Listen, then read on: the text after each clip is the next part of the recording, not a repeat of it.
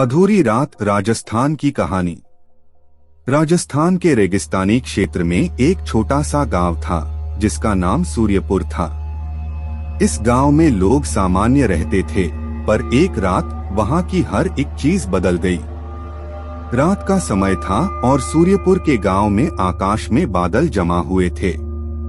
एक अजीब सी ठंडी हवा चल रही थी जो लोगों को अजीब सा डर दिखा रही थी। गांव में लोग बोल रहे थे कि उस रात कुछ अजीब होने वाला है। एक तालाब के पास, जिसे भूतिया तालाब कहा जाता था, रात में अजीब सी आवाजें आने लगी। लोग दरवाजे और खिड़कियों को बंद कर रहे थे क्योंकि वे डर रहे थे कि गांव में कुछ अजीब होगा। वहां का सबसे बड़ा घर, जिसमें एक बुजुर्ग महिला रहती थी, के पास रात में किसी चीज की आवाज सुनाई दी। वह महिला दादी अनुपमा गांव की पुरानी कहानियों की सबसे बड़ी समझदार और सम्मानित व्यक्ति थी। दादी अनुपमा ने सोचा कि वह चीज उसके पुराने दोस्त और साथी की आवाज हो सकती है। उनके पुराने दोस्त, जिनके नाम दीपक थे, अब इस दुनिया में नहीं थे, पर उनकी यादें और कई अनछुए बातें अब भी जिंदा थीं। दादी अनुपमा ने दिल्ली में रह रहे उनके पोते विक्रम को फोन किया और उससे कहा, बेटा, आज रात कुछ अजीब हो रहा है।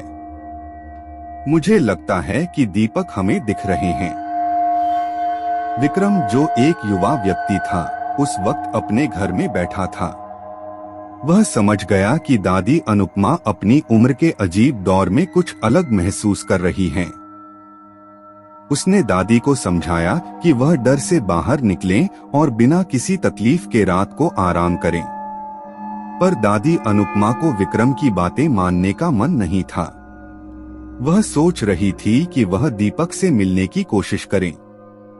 रात के अंतिम पलों में, जब तारों की चमक बढ़ रही थी और रेगिस्तान की ठंडी हवा आंगन में घूम रही थी, तो दादी अनुपमा ने अपने पास बड़े चावल के बर्तन में दीपक की याद में दीपक जलाया। अचानक वहां से एक आवाज आई, दादी, मैं हूँ दीपक। आपने मुझे जगा दिया।